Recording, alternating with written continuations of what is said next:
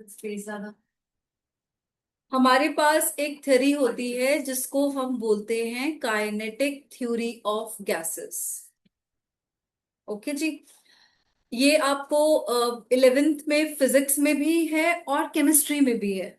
अब ये क्या है, यहाँ पे kinetic theory of gases means we know that gases have large intermolecular space. ठीक है। जब भी केमिकल रिएक्शन होता है, if the reaction is in a closed vessel, आपके पास रिएक्टेंट्स हैं और प्रोडक्ट्स हैं। ठीक है। सपोज ये जो आपके येलो स्क्वायर्स हैं, ये आपका रिएक्टेंट वन है। ठीक है। सपोज यहां से ले लो मेटल है, और जो हम यहाँ पे ले रहे हैं purple, it is your reactant two. ठीक है। तो जब इनके बीच में हीट होगा, so what will the function of heat? Heat is again a form of energy. Energy. तो जब इन मॉलिक्यूल्स में हीट होगा या किसी भी फॉर्म में एनर्जी होगा, तो these gas particles will move with high speed. Speed increase हो जाएगा। और रिएक्शन के लिए बेसिक सी एक चीज हमें चाहिए, दैट इज कोलिजन। अगर दो रिएक्टेंट्स आपस में कोलाइड करेंगे तभी वो प्रोडक्ट बनाएंगे, ऐसे बैठे बैठे प्रोडक्ट नहीं बनेगा। There is always random motion. हमें पता है सॉलिड तो वाइब्रेट करते हैं अपनी पोजीशन पे, बट गैसेस में इंटरमॉलिक्यूलर स्पेसेस ज्यादा है। एंजल, आप इन दोनों के बीच में आओ, ऐसे आप बैठो आराम से। ठीक है। सो गैसेस में there is more intermolecular space, number one. Because of high temperature और heat there is more speed. So इन दोनों रीजंस की वजह से collision will be more. More collision means fast products are form. जो products है वो जल्दी बनेंगे, तो रिएक्शन फास्ट हो जाएगा। Now in this case we are taking cold water. इसका मतलब क्या हुआ? स्पीड कम हो जाएगी, बट फर्क नहीं पड़ता है, रिएक्शन प्रोडक्ट तब भी इजीली बनाएगा। ऐसा क्यों? बिकॉज आपके जो मेटल्स हैं दे आर हाईली रिएक्टिव। तो जो आपके हाईली रिएक्टिव मेटल्स हैं वो कोल्ड वाटर के साथ भी आपको प्रोडक्ट दे देंगे, बट जो आपके लीस्ट रिएक्टिव मेटल्स हैं उनके लिए जो आपको वाटर लेना पड़ेगा वो वार्म लेना पड़ेगा। ठीक है। तो यहाँ पे अगेन हमें रिएक्टिविटी ऑफ मेटल्स चाहिए। So as we go with the reactivity series of metal, तो वो क्या चलता है?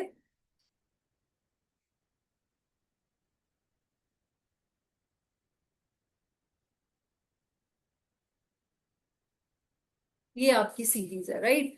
सो इट मींस एटलीस्ट सोडियम तक, potassium and sodium, they are highly reactive metals.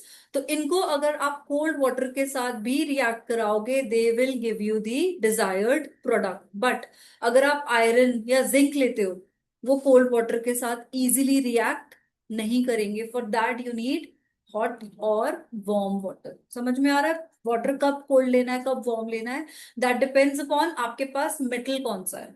और मेटल की रिएक्टिविटी के लिए you should know the reactivity series. So metal plus water will give you metal hydro oxide plus hydrogen gas. तो यहाँ पर hydrogen gas liberate हो रही है। Now we have done in first chapter chemical reactions equations में gas कौन सा निकल रहा है उसको चेक करने के लिए हम क्या करते हैं। So for hydrogen gas there is a pop sound when you bring a burning matchstick or a burning candle near that apparatus or near the gas। ये हमारा एक्सपेरिमेंट होता है, राइट? सो मेटल प्लस वाटर। अब आपके जो metals हैं बेटा जी, उनका valency mostly it can be one two three. ठीक है। तो अगर मेटल का वैलेंसी वन है, हाइड्रो ऑक्साइड का भी वैलेंसी वन है, तो आपका मेटल हाइड्रो ऑक्साइड क्या बनेगा? Of the type MOH। If metal has valency of 2 and hydroxide will always have valency 1, तो आपका हाइड्रोक्साइड बनेगा ऑफ द टाइप MOH2। तो ऑब्वियसली आपको यहाँ OH को बैलेंस करने के लिए वाटर को बैलेंस करना पड़ेगा। वो बैलेंसिंग है, again comes from the chemical reaction and equations. ठीक है। If your metal has valency 3, then OH क्या है? 1। क्या बनेगा? ठीक है। एंड हमने एसिड बेस एंड सॉल्ट में ये भी पढ़ा है that any chemical which has OH with it behaves as base. तो यहाँ पे एसिड बेस भी आता है, यहाँ पे आपका मेटल्स नॉन मेटल्स भी आएगा। ठीक है। सब कुछ यूज होगा। सो metal plus water cold water is giving you metal hydroxide, अब metal plus hot water is also giving you same product, तो product तो सेम बन रहा है, मेटल भी हम ले रहे हैं, बट कौन से मेटल पे किस तरीके का वाटर यूज करेंगे, दैट इज द केमिस्ट्री। ठीक है। अब स्टीम भी आ गया। अब यहाँ पे कहानी चेंज हो गई है, अभी steam means very hot water.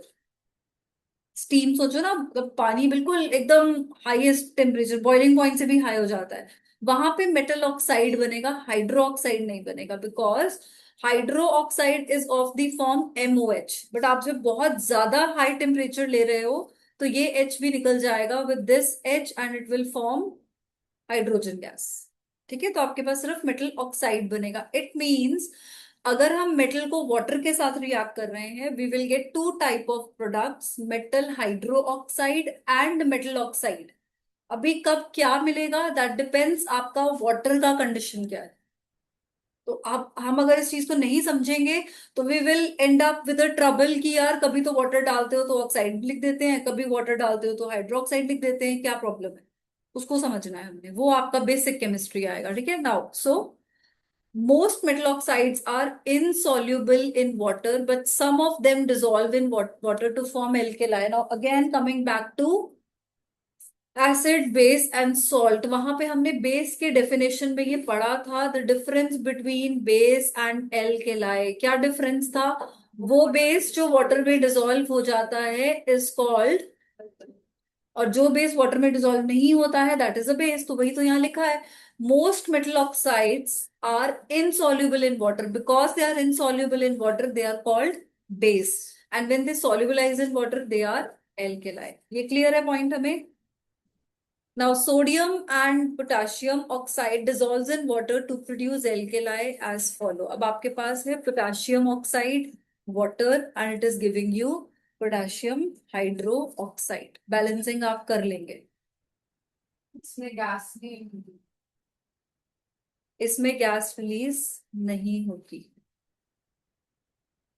ठीक है जी। सो यहाँ पे जो ये मेटल ऑक्साइड्स हैं दे आर, तो मैंने आपको क्लास के स्टार्टिंग में तभी पूछा था कि मेटल ऑक्साइड्स एसिडिक होते हैं या बेसिक होते हैं, तो metal oxides are basic in nature and non metal oxides are acidic in nature.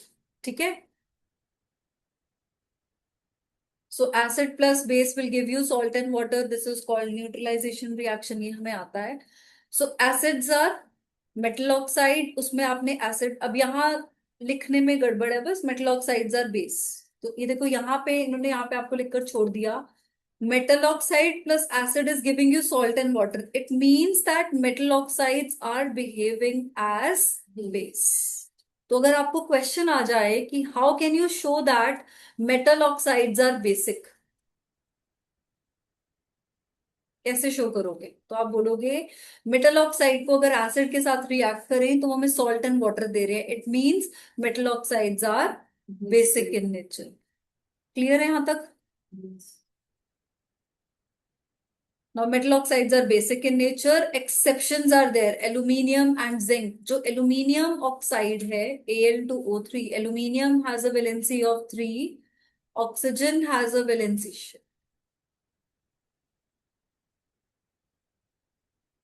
Aluminium का वैलेंसी 3 है, ऑक्सीजन का वैलेंसी 2 है। अगर आप इसका फॉर्मूला बनाएंगे it will be Al2O3। Now aluminium oxide is amphoteric in nature. अब ये एक होता है एसिडिक, एक होता है बेसिक, एक होता है एम्फोटेरिक। अब ये क्या कहानी है? सिंपल है, किसी भी केमिकल को if you dissolve acid in water it will split into H positive, if you dissolve base in water it will give you hydroxide ion, if you dissolve amphoteric compound in water it will give you both the properties of acids and bases।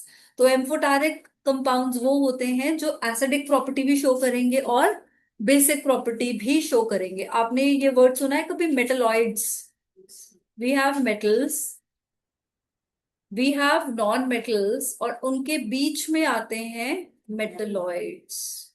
तो metalloids क्या होंगे? The chemicals, the compounds, the elements which have properties of metals as well as non metals. तो ऐसे ही अगर आप अपने periodic table में चलो, you have sodium, magnesium, aluminium, silicon, then स्टीन, phosphorus, sulphur, chlorine and argon, है ना। ये दोनों आपको मेटालिक प्रॉपर्टी शो करेंगे। एल्यूमिनियम भी मेटालिक है, एल्यूमिनियम मेटल में ही आता है, but when you have oxide of aluminium it will give you amphoteric nature. Amphoteric means acidic properties भी शो करेगा और बेसिक भी। सिमिलरली जिंक ऑक्साइड भी आपको, जिंक क्या है, मेटल, बट ये एक्सेप्शन है, ठीक है, तो ये बेसिक नेचर शो नहीं करेगा। Then non metal oxides plus base. अभी non metals oxides plus base are giving you salt and water. By default क्या मतलब हुआ, that non metal oxides are acidic in nature. Therefore, acid and base is giving you salt and water. आ रहा है समझ में? तो non metal oxides are acidic in nature. Aluminium oxide, यहाँ पे ये जो रिएक्शन है मुझे बताओ, इसमें एल्यूमिनियम ऑक्साइड एसिडिक बिहेव कर रहा है या basic? Acidic, because sodium hydroxide is a base and आपको यहाँ पे सॉल्ट एंड वाटर मिल रहा है। It means it is behaving as acid. तो ये रिएक्शन है जिसमें aluminium oxide is behaving as acid. Okay, अब यहाँ पे बताओ एल्यूमिनियम ऑक्साइड क्या बिहेव कर रहा है? Because aluminium oxide is reacting with HCl, HCl is an acid और सॉल्ट और वाटर ही मिल रहा है। It means Al2 is behaving as a base. तो अगर आपको क्वेश्चन आ जाए कि show that aluminium oxide is amphoteric in nature, तो आप ये दोनों रिएक्शंस लिखोगे, that it acts as base when reacted with HCl, it acts as an acid when reacted with sodium hydroxide। Balancing आप कर ही लेंगे। Oxides which reacts with acid as well as base to produce salt and water are called amphoteric oxides. Example aluminium oxide and zinc oxide। ये part clear है हमको? चलो अब इसके हम नोट्स बनाएंगे।